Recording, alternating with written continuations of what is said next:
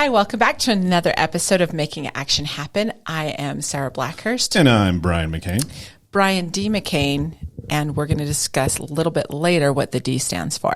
So we are here with our good friend Roxy Pignanelli, who is running for County Commissioner in Pueblo County. We wanted her to come on the show. She's been a great Action 22 member for a really long time. I've personally known Roxy for more years than we're going to say. And we wanted to visit with her a little bit because this is the entire state is actually watching this particular race. But I wanted to go back. So, I first met Roxy when I was a senior in high school, and it was Roxy's first year teaching, and she was going to take over the debate program. So the reason we were at two different schools, but we would often, because of financial, the debate teams from Rye High School and Pueblo County High School would travel together. So we got to know each other really, really well. And I asked you about this the other day, and I feel really bad. Did we figure out what the coach's name was that was out there? No. Oh my gosh, I am the biggest jerk ever. She was wonderful. Say Mrs. Crawford That's not it. But I hadn't known her because I came in and this was a second career for me. So I had just moved back to Pueblo, having been gone for many years, and she was gone when I was asked to come and teach at the school. Yeah. Yeah. So it was really just sort of a handoff for you, but I remember you helping to coach the debate team. And so, was a great way to start because ever since then, you've been super involved with kids and with education, but not from the sports side of it, but from really that thinking, development, getting involved side of it. So it's really cool to see you kind of continue that sort of education side of it. So thank you. So tell everybody, our listeners, and we have listeners from literally all over the world, but all over Colorado in particular, but tell us a little bit about you, and so everybody else gets to know who you are. Great. Well, I grew up in Pueblo, and after I graduated high school, I went away to college in Fort Collins and in Boulder, and then I left for many years. I spent my career all over North America, both countries, the entire continent, actually working in the professional entertainment industry, in theater, in music, dance, and then it culminated, and my husband was Canadian, and so we lived in both countries, which was phenomenal. I had the opportunity to literally live in Halifax, Toronto, Montreal, Vancouver, Thunder Bay for a short stint, Seattle, Los Angeles, Denver, New York, and then it all culminated in ending up in New Haven, Connecticut, where I was faculty at the Yale School of Drama, teaching management to producers of entertainment, entities. And then I moved back. There was a lot of struggle in my family. My mother was dying. I was going through a little bit of a rocky divorce, not tumultuous, but certainly where you come to a point, what's best for your kids. And so I moved back and decided that with everything I had in my purview, that I was going to bring this to this community. So I was asked by District 70 to come and create a theater program. We have extraordinarily talented kids here. The music, the dance, the actors, we produce some of the most amazing talent. So I went to County High, became the speech and debate coach, became the drama teacher, eventually ran the union and created a wall-to-wall, all entities, including the teachers in one, and was able to develop a lot of programs, develop the opportunity for academies to created an academy at County High, a performing arts academy, which is a very specific career and tech and professional higher ed pathway for kids that want to go into the arts. We're actually going to start developing one in the next year in Pueblo West High for law and justice with a junior police academy. Wow. Yeah. And there's a School of Engineering and Biomed, SEEBS. There's also AMAC for the trades and for construction. So, coming back was a great opportunity for me to be able to bring it all back, to give back, to serve on a lot of boards, create a lot of projects where I could develop the well-being of children and families. That's just going back. So you were teaching kind of the business side of the entertainment industry, which when I went to art school, I went to school for art. And one thing that they made us do was you had to take business classes because, if you're going to be an artist and do this, and it was both with the theater and, the drama and stuff. But then I took a hiatus. I was in the military and had to leave college for a bit. And then when I came back, they got rid of that aspect of it. And I thought that was kind of not a good thing, because if you're going to go into the creative field, you have to have that business expertise, or at least an understanding of it, to be successful. Yeah. And that's awesome. It's always been really interesting to me. I have one of these kind of left brain, right brain. And I worked as an actor, as a director, as a dramaturg, which is a script doctor, producer. I was a dancer at one time, but I'm very interested in how we sustain the business. And so that's how we make money. And it's show business, and you have to make money, whether it's selling a ticket and a T-shirt or getting a big donation. And for a lot of arts organizations and for people going into any aspect, if you don't know how to make money, you're in trouble. Yeah. Because you're always begging.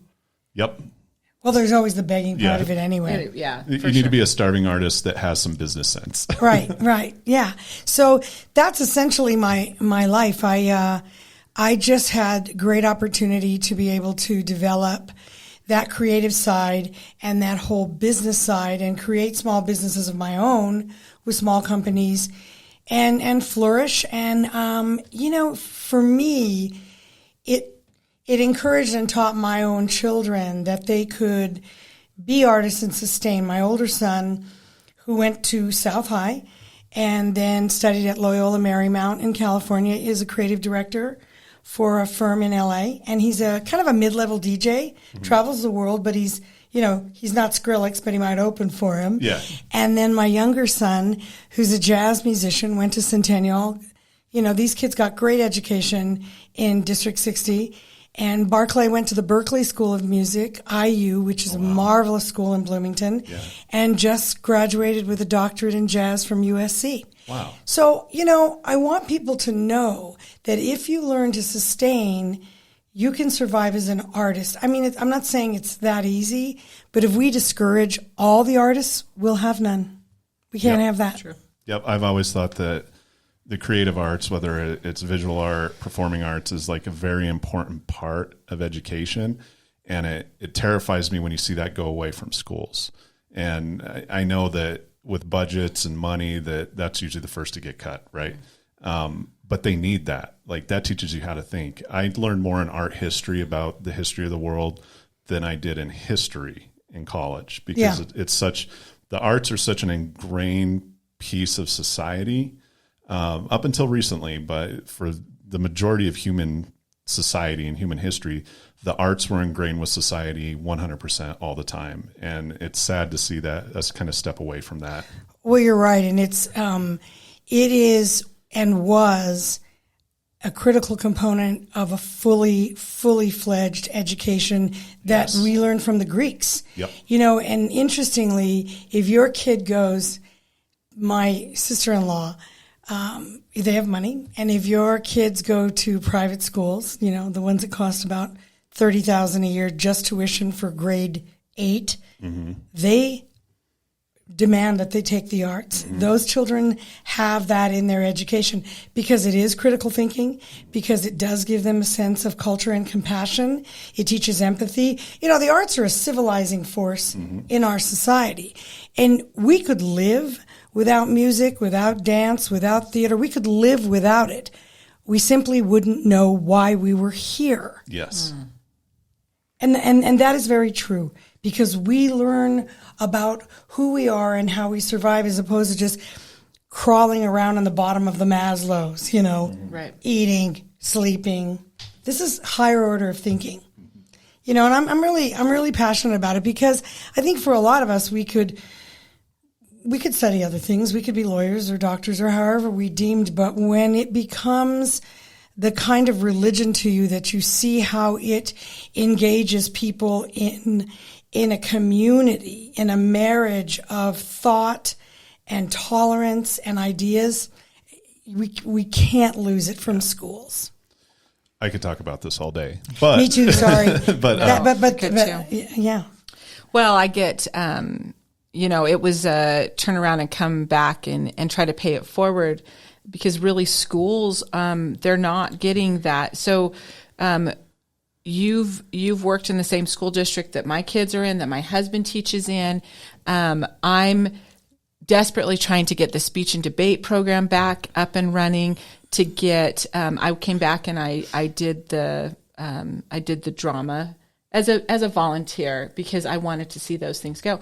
But when I stopped doing it, those things haven't happened really in an effective way since then. So it takes a community to put value on it, but you have to make education the value of education. I think that's the other part of it that sort of gets lost. So I wanted to talk to you a little bit about sort of your thoughts on how to do a better job with education, but I want to give everybody the background that you are looking at it, not just from the students, but you also were instrumental for teachers unions here, that you served.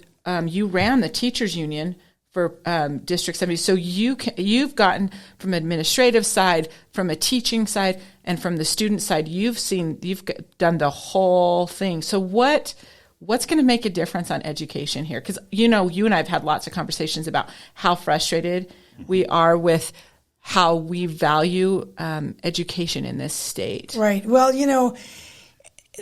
here's the thing is that, first of all, I believe that the Department of Education should be under the Department of Defense in this country, and I'm not joking. And I'll tell you why. Your best defense as a country is an educated public. We have failed in many ways in that we had an expectation that each state and each local, if you will, each school district would be able to govern in a way that they would flourish. The notion of education was never put in the Constitution, the U.S. Constitution. The founding fathers, if you will, deemed that why do that? Every state's going to look after their own people. Well, we're not so good at it. Yeah. We failed. And I think, obviously, it always comes down to money. But at the end of the day, if we don't see it as a priority, and we are seeing what's happening, we have no teachers. We can't recruit teachers. And people do not realize how hard teachers really work, because there's this mythology that, they get 3 months off in the summer. They're paid throughout the year for those days that they actually teach so that they don't go without a check. We also are not understanding that the level of stress and the level of change and cultural change on children is just staggering. We are in an epidemic that the single largest cause of death for children 10 to 14 in this country is suicide. Yeah. Their mental health is waning. What does that have to do with education? Children are in schools longer than they are with their parents sometimes, just by virtue of work and sports and drama. We need mental health workers in the schools. Part of my own platform for running is to put some of the social workers in the schools, wraparound services. The children are there. Let's accommodate them. Sometimes it's not easy, even for heightened professionals, let alone people working 3 jobs, to get their kid to services. But the children are there.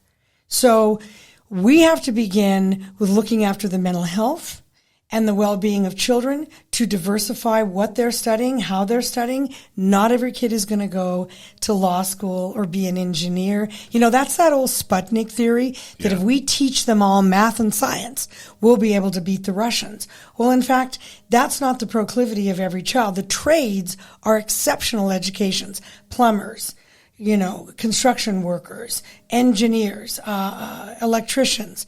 So I think what's going to have to happen, I just read today that the ballot issue will come up for us to vote on feeding all the children, which is imminent, which is ridiculous that we're even debating it in the richest country in the world. Feed everybody in the building during the day. Everybody. Custodians, teachers, principals, children. The next is being able to do that extraordinary funding to the tune of about, I think it was about 600 or 700 million, but instead we got the checks, the Tabor checks. What was problematic about that, and that would come up on the next ballot, was that they didn't get enough signatures. I think what will happen is it'll go to, and this is to recruit and retain teachers. I think it'll go back to legislation where rather than it having to go through them and signed by the governor, the voters will vote. And I do believe in the Colorado community. I do believe in the voter that we're starting to see, oops, we're in trouble here. We're in peril.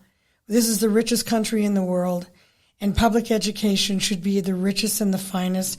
Every child deserves to have the kind of quality education, in my opinion, that those children are getting at Valor Christian. What's the diff? And rich people don't make better parents. So let's make sure that we all get what our kids need. I think that voting will go in a way. I think that we will see more academies where we can design pathways for the proclivity of a child, what they want to study, where they feel they can get ahead. And I also think we need to encourage them to think about it at a little younger age. Yeah. Sometimes we're like, oh, they don't know yet. Let's wait till they're a senior. That's too late. So, no, we agree.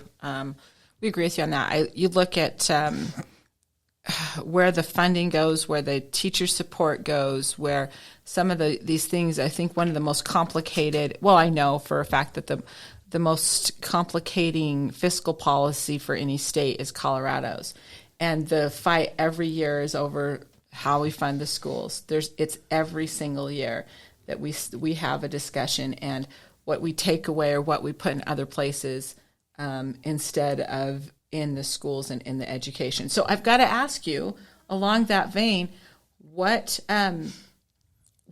does a county commissioner have to do with this bigger, clearly a vision that you're passionate about, a bigger picture on how to do that? Sure. I think that I'm not going to criticize our current government in different capacities because that would be ignorant on my part. But I do have an observation keenly, and I see this in the way we work throughout the country, is that people work in silos. Mm-hmm. And there isn't enough collaboration. And I know that both school districts can work together with the city and the county to begin looking at where do we want to be? What kind of industry do we want here? Do we want engineers? Do we want to manufacture some of the most beautiful stone, or tile, or beef up the mill? Whatever it is, let's start to look at how we develop children's studies from grade 6 to matriculate to the high schools, to matriculate to the colleges, and or to vo-tech and trade programs, so we create our own labor and our own professionals that cities are doing all over. Mm-hmm. Las Cruces, New Mexico, they develop an engineer program. Those children start in grade 6. They matriculate all the way to the university, and they have corps of engineers. Now, maybe they don't all stay, but you can develop those kinds of programs. Pittsburgh did that when they went in through an industry change. So I know education. I know it very well. I also know so many people up on the Hill, and obviously our senators and some of the Congress people, that we can create opportunities for federal grants, that we can create programs here. We need to start working together, because as we are in silos, it always becomes a finger-pointing exercise. Wow, we couldn't get them to do this. We can't have that vocabulary anymore. Yeah. So obviously education is a big part of your platform that you're running on. And I've asked this to every candidate that we've had on so far. If you walk down the street and you talk to just any random person in Pueblo, say, what's the issue? Like, what's the big thing that's bugging you right now? More recently, it's, gas prices of food, the economy.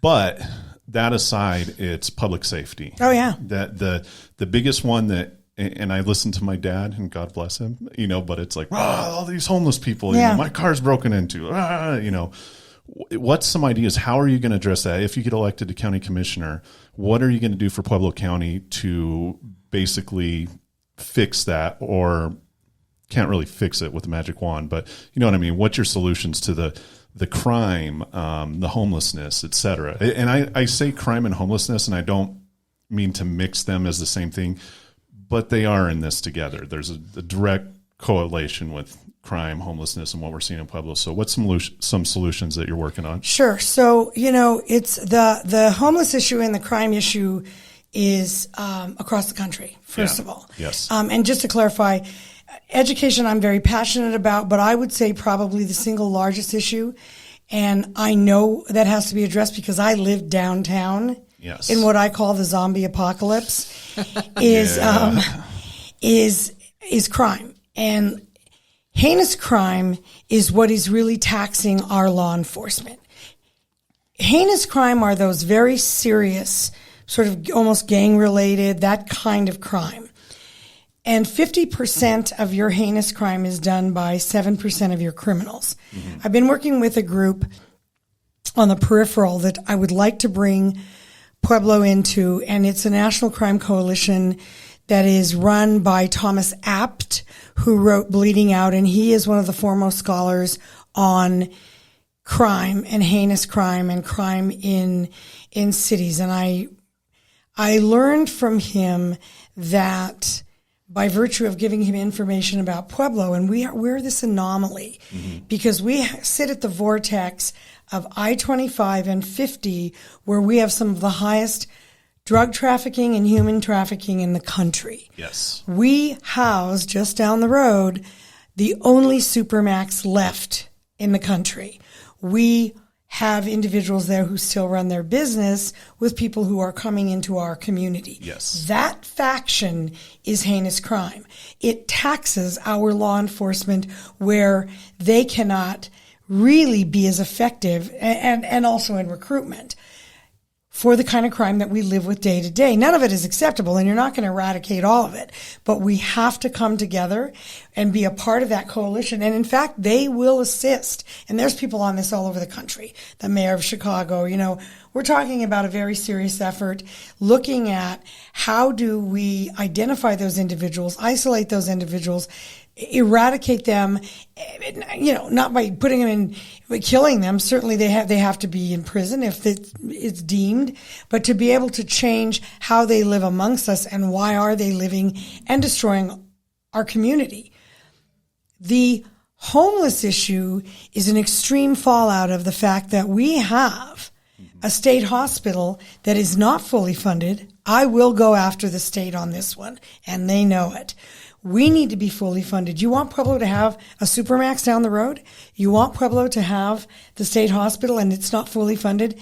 The state hospital is full of forensic criminals, or forensic, insane. Yeah. We don't have hospital beds in the hospitals. If your child, any child, has suicidal ideation, you can't take them to Parkview.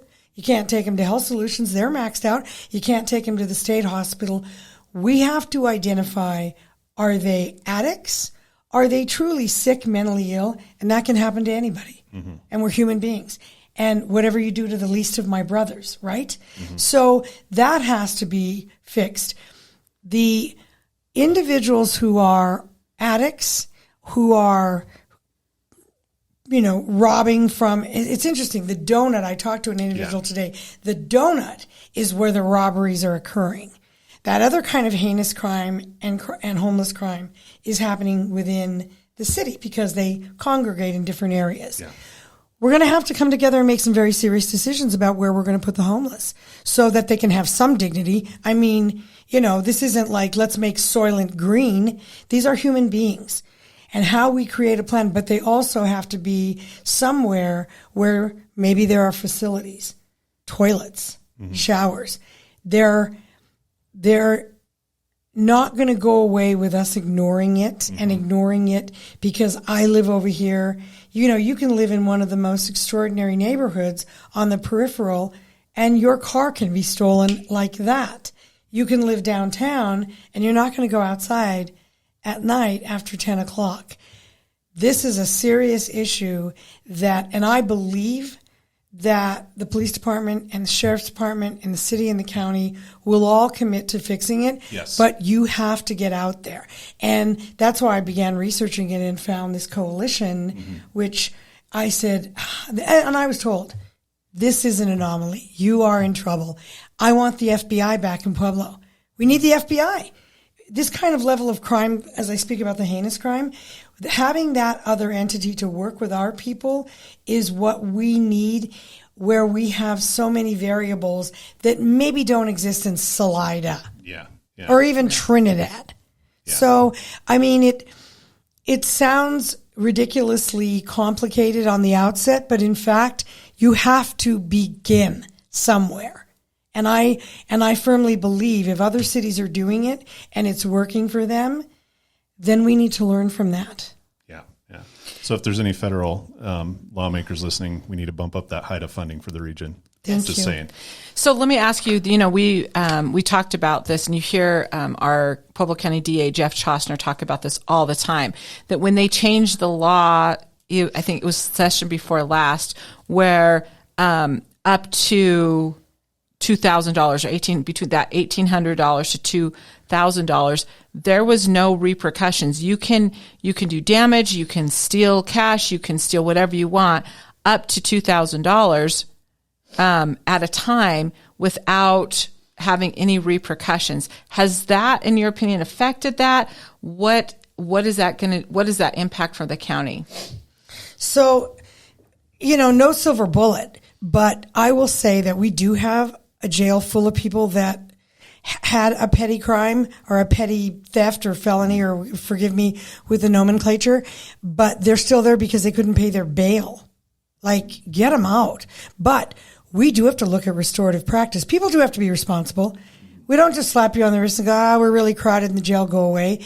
We have to look at how are you restoring yourself, because if you don't get those practices so that you can become a better citizen, so that you can find ways where you're not stealing to live or to eat, or because you've never had bad behavior, modified, then at the end of the day, you don't get a pass. And I think so, and I know Jeff, and I know him very well, and I understand his frustration, but it's not just one way or the other. We have to be able to create forms of restorative practice and restorative justice that we should be doing in the schools. We don't do that. We expel you. And after that, you'll go to an online program, which ultimately can create a school to prison pipeline because you're being isolated. You're being trained to do it. The schools are not to blame for not wanting to do it. Again, it's a funding thing. But if we can put some of our social services people in the schools, if we can develop, work with our law enforcement so they can be training kids. They're not a threat in the building, but they're actually teaching, being a part of it. Then I think we have a beginning. I don't like the term, I'm going to change this and I'm going to change that, because sometimes I think we've gotten so far off the mark, or maybe we've been so taxed. We just need to begin again. Just begin again. Begin again. Interesting. So that leads to another one of the things that we are constantly hearing about, big concerns, and it's this. It has to do with that space in between the benefits cliff and housing. The housing that we need to move forward to pay for things and for people to work and stay here. They can't afford it. But there's a definite getting people into the workforce. There's a benefits cliff. So we hear about benefit cliff constantly, and housing, affordable, accessible housing for people who are working and trying to live here. Affordable housing is absolutely the next necessity in Pueblo. We're not going to get teachers to come. We're not going to get nurses. We're not going to get law enforcement. We simply can't expect people that someone can say, but that's a pretty good salary. Not if you have a family, and the average cost of a house now has gone up to $350, $400. $800, $900 in Salida. Colorado's on fire. people want to live here. But we also need to have people that are sustainable and critical aspects of developing our communities. Tax incentives for affordable housing is something we need to do, and we need to do with the city, and we need to do with the state. Because again, Pueblo has been held accountable for expectations for the state that nobody else seems to have to deal with. I'm a union advocate, and I was a union leader. We had a wall-to-wall in 70, which meant every position was in our association. Unions and professional associations with a negotiated contract are an absolute necessity to ensure and maintain workable wages and a dignified workplace. It's not a dirty word. It's not a dirty word. We have to engage our people to let them see what the budget is, to teach them how it works. I think you guys are going to be doing this very thing with people when you understand where the money's coming from. Because when you don't know what you don't know, you make it up. But when you are a part of the partnership at the table and you understand, okay, I see we can only go for this percentage. And the other side says, oh, they really understand this budget. We all have to speak our truth, full transparency. Then we work together. You don't want to negotiate with each individual person. Mm-hmm. You can do that in a corporation, but even Apple doesn't do that. Trust me. There's all various levels of incentive, So I think we have to be very, very, very focused and very adamant about bringing in quality companies who understand the value of a negotiated agreement and union workers, because they're also held to expectations. There's a myth that when you work in a union, you're protected even if you're a bad employee. Nah, not really. We hold each other accountable. And I've worked on the management side, and I've worked on the union side. And in the entertainment industry, I negotiated with the IATSE union, and they're serious. But I will tell you, you get the best of the best. Fair enough. So we talked about public safety. We talked about education. We talked about, let's talk about the temperature, the feel, the dynamic within the community right now. And of course, it always gets crazy during election years. I usually, by the time we get to our annual meeting in October, I'm exhausted and I hate everybody and I'm mean to everybody. And I cry several times a day, and I call Brian and I scream at him, and it's not his fault. And I do all of that. The temperature for this in this last little bit, and that this the county commissioner race is being talked about on a state level is shocking to me that's happening. So give us your if you're going to give a snapshot or explain this to somebody who was living in another part of the state or even another part of the country, can you sort of characterize what's going on here? Well, and I'm happy to tell you exactly my journey in this, because it's been publicized. And when I was put on the primary ballot, and well before I won to go to the general, Commissioner Ortiz told me that he was going to support the Republican candidate. He was very forthright in March. And I asked why he would do that. And he felt, just as he had stated, that he wanted and I'm going to be careful about this because I don't want to misquote him, that he felt a loyalty and that he wanted somebody that would help him finish the work he'd been doing. And I think Commissioner Ortiz specifically speaks about Joe Martinez Boulevard, which I know was brought to the commissioners way back, probably with Commissioner Pace. And I think it's a great idea, and I will support it 100%. We need a conduit. I do a lot of work in Pueblo West. Pueblo West people are part of our family, and we need to connect. It's ungodly to go back and forth on one road. And also to create the spirit of that collaboration. Yeah. So the other was the jail. And so I was a little disconcerted by it, but certainly I hadn't even won. Anything could happen. And then after the election, I know that the commissioners were very forthright about making an endorsement of the Republican candidate based on the need to have support, someone who would carry through with Commissioner Ortiz's, as he called it, hard work. So, yeah, it's a little disconcerting on a lot of levels. I have been quoted to say that I think in local races and in local government, arguably we should look at whether these should be partisan based on the needs for our community. I've always said that. I'm not going to sugarcoat it. Yeah.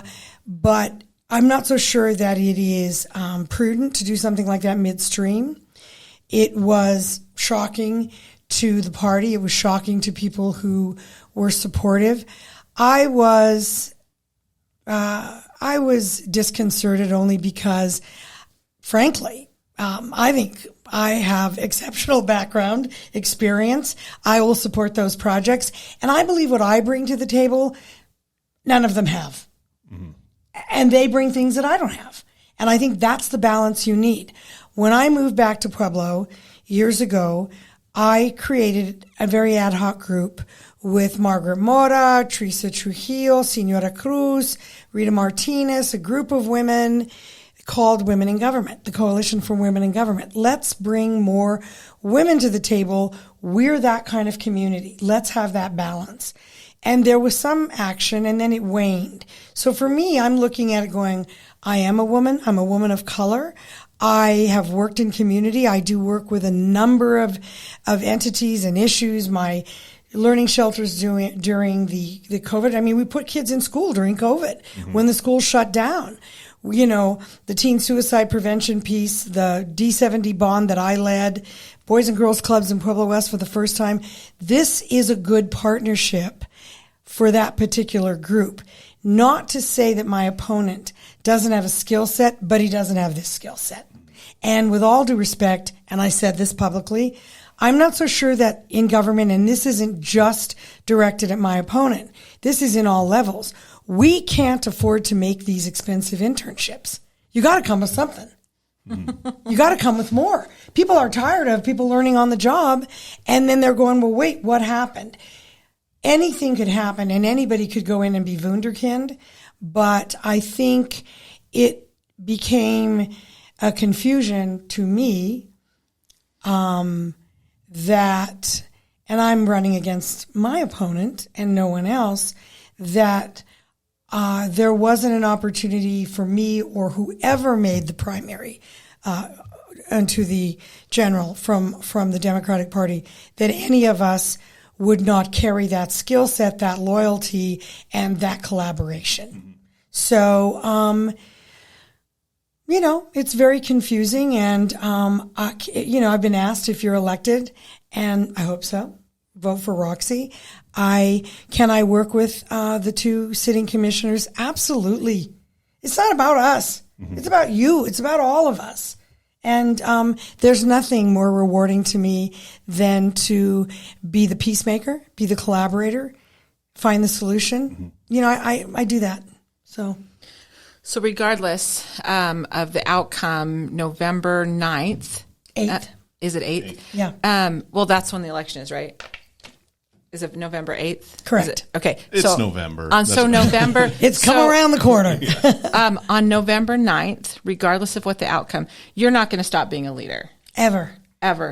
So how do you start to bring everybody together? What do you do to bring everybody together? Because regardless of what happens here, that mantle's not coming off. So how do you do that? You mean in terms of anything I'm doing? What is well, my I'm attack? saying how do you bring everybody together? So after this kind of riff, what you just described, how do you bring everybody back to the table and make them a part of the team, a part of that family? Well, you know, it's something that I always tell my students when I was teaching. I said, you know, guys, when there's unrest, why are you picking on each other? Why are we treating ourselves in a way that we are not worthy, that we are not patron? People in Denver, and I remember going to Denver as a young leader. I was the first female student body president in the history of a Colorado public high school west of the Mississippi. That's true. I didn't know that. Somebody told me. And I told the kids we'd go up there, and we were treated so disparagingly as Pueblo kids. And I said, they only think that way when we think that way and we treat each other that way. We're a lot smarter than that. We're a lot tougher than that. We are an extraordinary people here. There is no one like us in a lot of states. Are you kidding me? And so I think we have to love us, believe in me, believe in you. When I have a project, I call people and I say, you know what? This is worthy of you. Let's come together. Let's work on this together. It's how I do everything I do. And I did go to the commissioners after and I said, you know what? I'm a little disappointed, but here's the deal. Let's get along. Onward and upward is my phrase. We don't need to make people feel uncomfortable. We don't need to have anything tumultuous or anything disparaging. Our people are struggling enough already. We don't have to wear that. Mm-hmm. We're all bigger and better, and we're very smart in Pueblo. We really are. Sometimes we may not feel it, but I'm a teacher. I've seen these kids. More kids. Lately, our kids are winning every award on every level in Denver, and it's like, what's in the water? So I'll be inspired, I'll be creative, and I'll take us back to what is our purpose. And as a leader, is to do for others, not for you. I love it. I think that's a perfect place to end that. I have a few things to say. I got to give the disclaimer. I have the disclaimer. First off, just want to give a shout out to CU. They're helping us with this academy, and that's why we're not sponsored by them or anything, but I am wearing the hat that I got. So, and then our standard, please. Speech. Action 22 does not support or endorse candidates during an election season.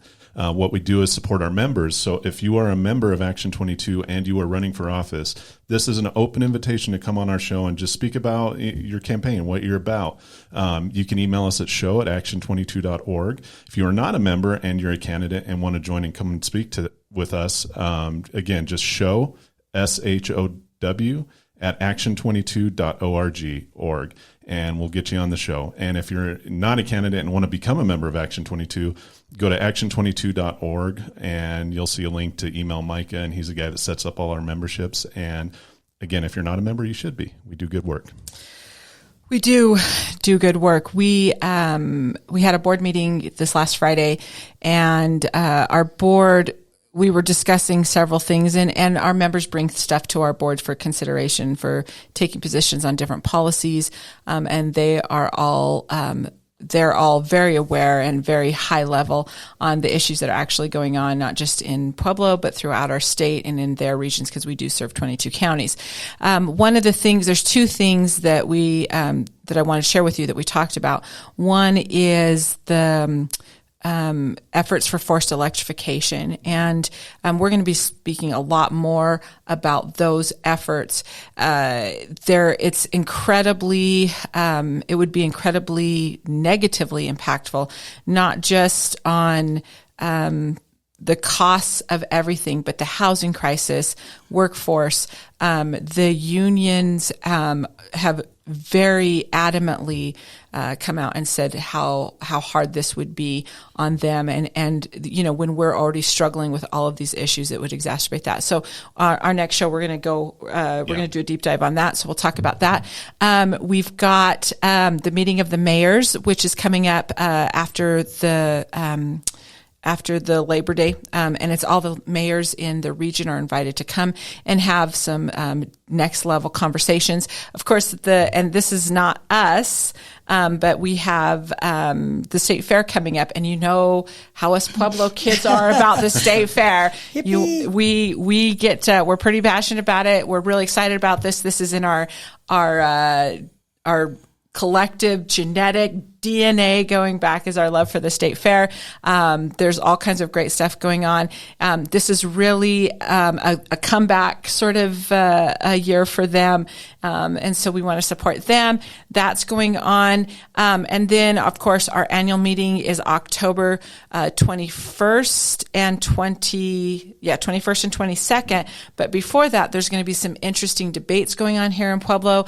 You're going to get to see all of these candidates debate on September 6th and 7th. Is that right? 6th and 7th. So you'll get to see Roxy and Zach and people who are running for the state seats.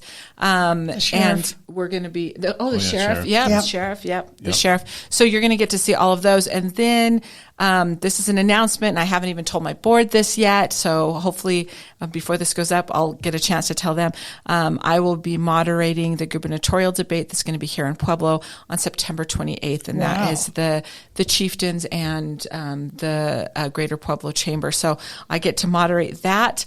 I'm excited about that. What else? Most importantly, where can people find out more information about you? Sorry, Thank you. www.voteroxy.com. Okay. Pretty simple. Or voteroxy@gmail.com. I got both of those domains, and my friend who's a graphic designer, Gregory Howell, who he said, you got both of those in one day, you might want to buy a lottery ticket. Yeah. There's nobody named Roxy ever run. So www.voteroxy.com. Thank you. Yeah. I still spell it wrong because I always spell it ROXIE, but I spell it wrong. So we're doing that. So thanks everybody for joining us. Next week, we're going to have this discussion about forced electrification. And then we're doing something kind of exciting and different. We're going to have a roundtable with 2 candidates at the same time. It's just going to be 4 people in a room talking about the issues. So look forward to that. And get your spooky stories ready because we're going to do the Halloween episode again soon in October. Yes. So we need stories. Really we need, have you seen a UFO? Do you have an urban legend? Anything like that from the Action 22 region, email it to me at show@action22.org, and we'll talk about it on our Halloween show. And Chad Forthman, I know that you're listening. I know you're from Iowa, so the Iowa State Fair, yes, but I better see you front and center and your entire team down here next week when you get back from the Iowa State Fair to enjoy the Colorado State Fair. We'll see you guys there. Come ride our float.